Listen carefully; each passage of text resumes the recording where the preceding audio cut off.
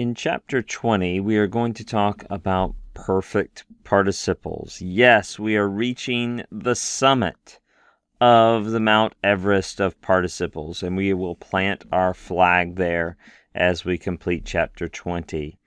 Let's remind ourselves, what is a participle? A participle is a verbal adjective. It's built on a verb stem. But it's declined like an adjective. Can function several different ways. It can function as a adjective, right? It can function as a substantive. It can function to communicate an adverbial dependent clause, right? Three main uses or functions of the participle in Greek: adjectival or attributive, substantive, or adverbial. Now, we're going to talk about the perfect participle, and just to remind you, the present participle, right, refers to progressive activity. It's an imperfective aspect that's being emphasized there. The aorist participle looks at the action as a whole, including the beginning or ending. That's the perfective verbal aspect, right? So just to review, imperfective verbal aspect for the present participle, perfective verbal aspect for the aorist participle, while the perfect participle communicates a stative idea. That is, that there's an ongoing state that has resulted from some prior activity or possibly ongoing relevance. So I guess in that way, even though time is still completely relative, there is still maybe, I'm hesitating to say this because I don't want to misspeak, but perhaps in the perfect participle there is more of a sense of time because of this assumed anteriority of this prior action, right? There's the assumed prior completion of something that has resulted in the state that is now being spoken of. Now, where this is placed in the general time frame is determined by the context. Are we speaking about something possibly even in the future, in the past, whatever?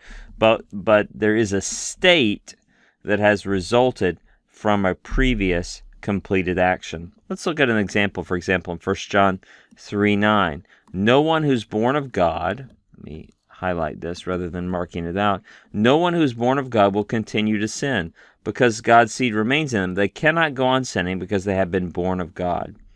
And what's translated here as no one who's born of God in the Greek is pasha gegene menos ektu theou, right? Literally everyone who has been born from God.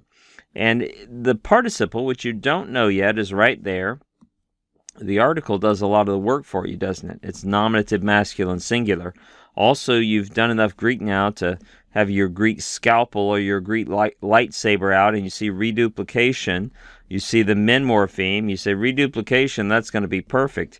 Dr. Plummer told me when you see men, think about men sitting in the middle of the pew, being passive, not doing their part. That's a middle passive participle morpheme. So even though I haven't studied perfect participles yet, I'm guessing this is a perfect middle passive participle, nominative masculine singular. And you are absolutely correct. Very literally, if we leave everything else out here, the one who has been born. The one who has been born. So if you think about that, we're saying in the past this person was born. They were birthed. And now they are in a state of being one who was born of God. They are a child of God. Because of that prior spiritual birth, there is a different relationship of this person now to sin, right? They cannot wallow unrepentantly in sin, but God's Spirit, the presence of God in their life, as begotten children of God, will make that impossible. God will convict them of sin. He will pull them from a life of sin. He will, as a father, discipline them for their sin as a loving, gracious father. The one who's begotten of God, as John says here, will not, right? No one who's born of God will continue to sin, or everyone who's born of God will not continue in sin, because God's seed remains in them. They cannot go on sinning because they have been born of God. So if God is convicting you maybe of some sin, as we're even saying this, and you're thinking, that's right, as a child of God, I cannot live that way. I cannot continue to charge into that. Then praise the Lord for His convicting work in your life and turn from that sin and turn to Him. We will see that perfect participles still fit this nice little flowchart created by Ryan Fullerton. We're going to ask when we run into them, is there an article? If the answer is no, the perfect participle will be introducing an adverbial clause. Now, is that clause temporal? Do we add in the word when or after? Is it causal? Do we add because? Do we add if for conditional? Do we add although for concessive? Only the context will tell us what kind of adverbial clause it is. If the participle does have an article in front of it, and then there's a noun that matches that participle, case, number, and gender, then that participle is attributive. If it does not have a noun that matches it, case, number, and gender, it is substantive. And usually we're going to translate the participle, the perfect participle, with some form of has or have, okay? So we've given these example translations in the book to kind of just give you a gloss. We realize you can never translate the participle apart from context because of so many contextual factors, especially pushing any time reference that the participle may have. But here's an example of a perfect active participle, masculine, and just a possible substantive translation. This is in the book there. So, hala lukos, the one who has loosed, and then you can see how that changes genitive, dative, accusative, singular and plural, of the one who is loosed, to or for the one who is loosed, the one who is loosed as a direct object, as opposed to the initial form there is probably functioning as the subject, as the nominative. Then in the plural, the ones who have loosed, of the ones who have loosed, to or for the ones who have loosed, and then the ones who have loosed as a direct object. We can also look at a possible translation of the perfect middle passive, of the neuter. Again, this is just a possible translation of the substantive usage. Remember, any participle can be used attributively, right, to modify a word. It can be used substantively, here, standing alone as a noun, or it can be used adverbially to introduce or set apart little adverbial dependent clause modifying the main verb in the sentence, usually. So here we go, and just looking, notice because these are neuter, we're adding the words the thing or the things. Again, this is just a possible substantive translation. The thing that has been loosed, and this is translating it as a passive. Of the thing that has been loosed, to or for the thing that has been loosed. The thing that has been loosed is a direct object. The things, because it's plural and it's neuter, so we're adding the word things. The things that have been loosed, of the things that have been loosed, to or for the things that have been loosed, and the things that have been loosed. Okay, so hopefully that gives you a little bit of something to hang on to as you're trying to figure out how these will be translated differently from the present and the aorist. There are two paradigms in this chapter you need to pay attention to the perfect active paradigm and the perfect middle passive. I want you to think about how that is similar, right, to the present. We had a present active participle, and we had a present middle passive participle. Right? We had two paradigms there. Now, notice parallel to that, we have a perfect active participle and a perfect middle passive participle.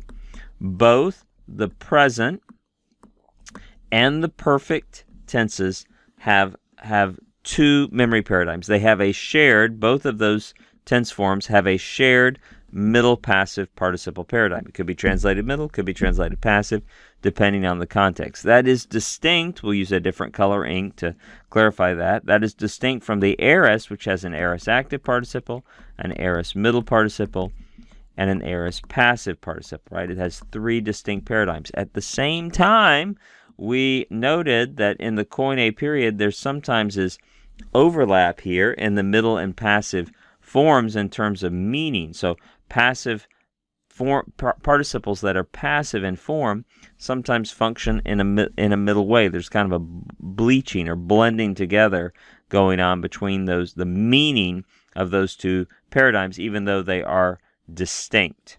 Okay, let's just look at these for a moment. First, the perfect active participle. Let's remind ourselves we have singular forms. I'm highlighting there in yellow. We have plural forms in the green.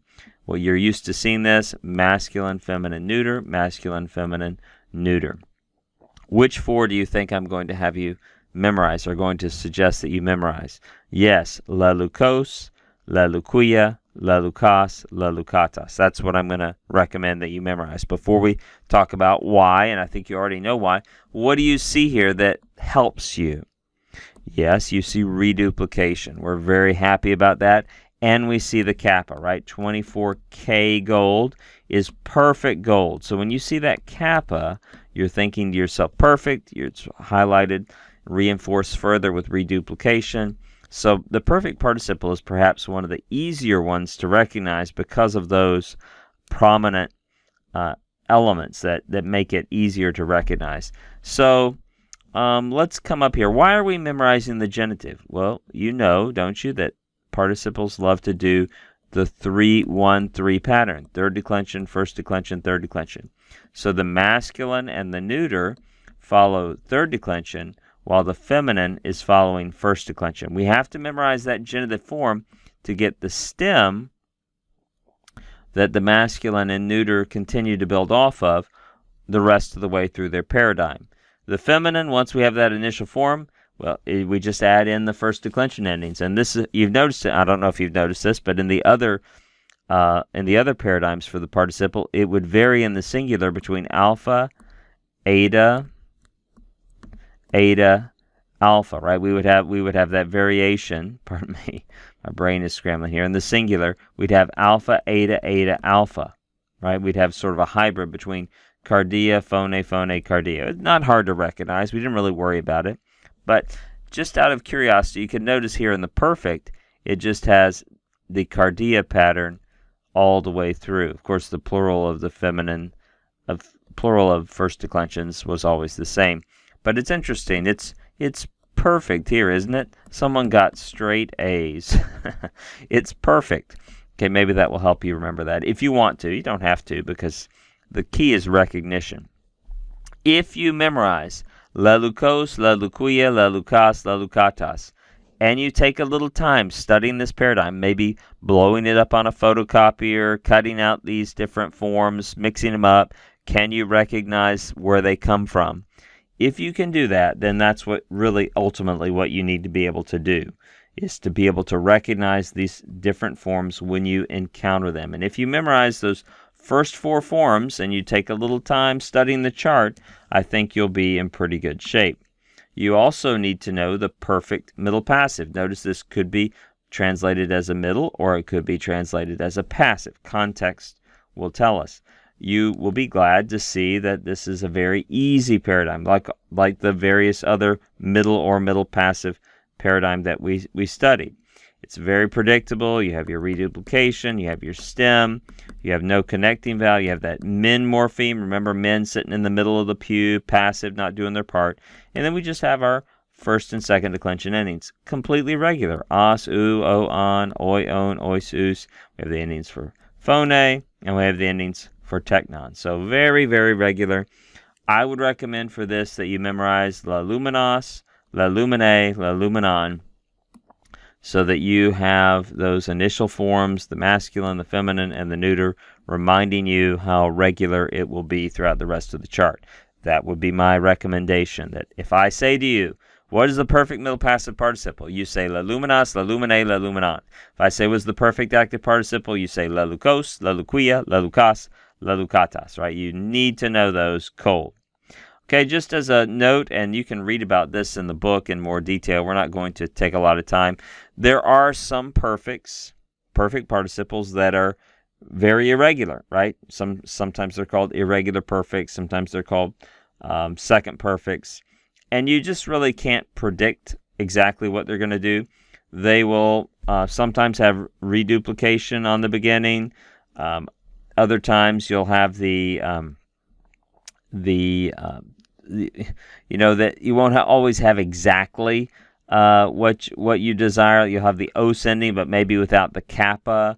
You'll have the overlap, and if you look at the spelling, it's following relatively regular endings for the perfect, but we're missing kappas sometimes and other things. So these are a little bit challenging, and these are forms that actually occur in the New Testament that have been given here.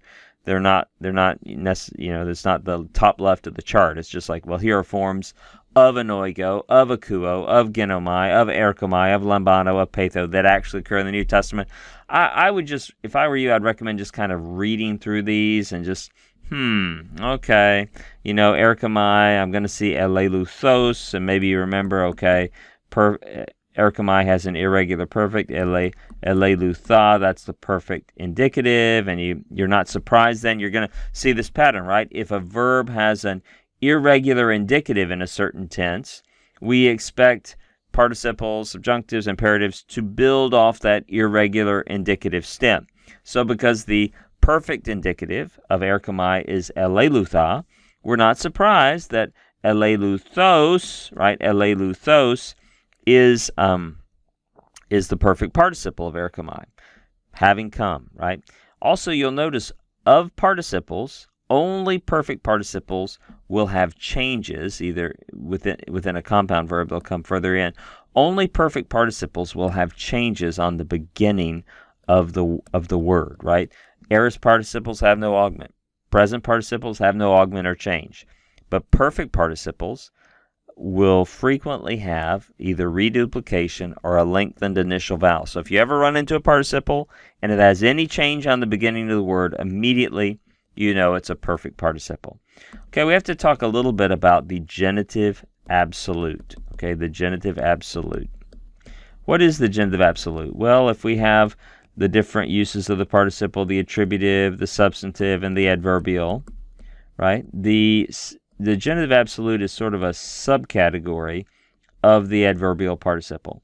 It's down here. The adverbial participle is the big heading, and the genitive absolute is a subcategory of it. It's a special kind of adverbial participle. So what is it? Well, you're reading along here in the New Testament, and you hit a genitive noun out of nowhere. And you're like, that's weird. That's a genitive noun, or pronoun. In this case, it's a pronoun. And then you hit a genitive participle, right? That's from laleo. It's just a perfect masculine singular genitive participle. Speaking, right? Laluntas.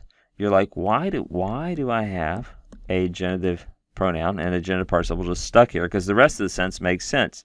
Many believed in him. And you say, of him, of speaking. What in the world?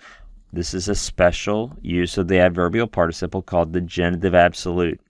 It's a way of setting apart a dependent clause by putting the subject and the verb of the dependent clause in the genitive. So the autu, the genitive noun or pronoun, becomes your subject, right? We can just draw it down here below. The genitive pronoun becomes your subject, so here it becomes he. The genitive participle becomes your verb, so here speaking, and context tells us is speaking, was speaking, whatever. So this is in the past time frame, so we'll say, well, it'll morph and be translated there. It's like a chameleon. So we'll make it was speaking. And then we have to jumpstart all of it with some sort of introductory word. And the genitive absolute is frequently temporal. So we'll often say when, as, while, to jumpstart the genitive absolute. As he was speaking, and you notice I modified here, I dropped out, there was an object in the original, these things, because genitive absolutes can take, prepositional phrases that modify them. They can take direct objects, whatever. I just dropped out the word these things here to make it easier. So as he was speaking, many believed in him. Okay, as he was speaking, many believed in him. Again, what you're doing, you're reading along. There's a genitive noun or pronoun, almost always, although occasionally a few genitive absolutes don't have them. There's a genitive participle. You take the genitive noun, make it the subject. Take the genitive participle, make it the verb. They're usually right next to each other or close. And then you have to add in the word when, as, or while, put a comma, and the sentence goes on. Okay, we have to also talk about periphrastic participles. Periphrastic participles. Basically, all that is a form of a, me plus the participle. Okay, that's what it is. So you could say didasco. Let's see if we can write this a little bit neater.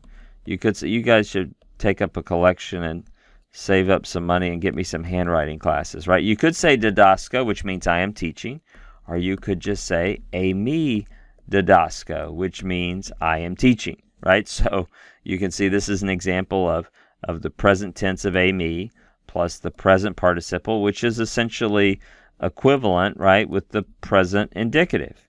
It's essentially synonymous. You could also have an imperfect form of a me plus the present participle, which would be like the imperfect indicative. You could have a future form of me, a me plus the present participle, which would be kind of like the future. Or you could have a present form of a me plus the perfect participle, would be sort of like the perfect indicative.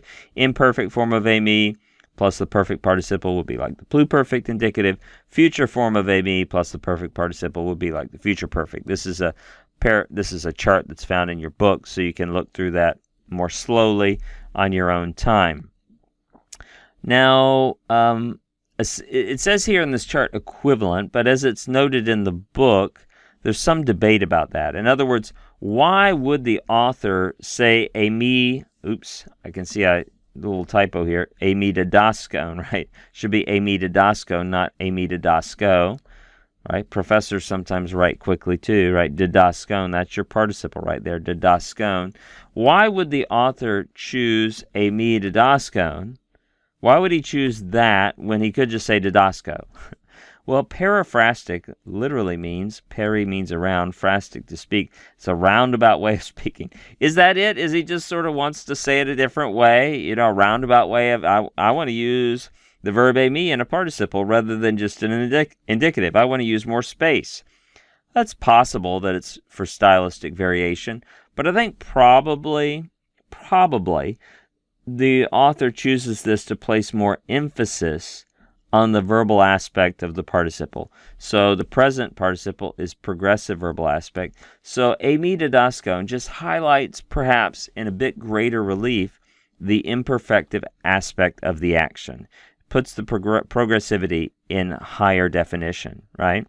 It's 4K TV here rather than your old 1080 resolution.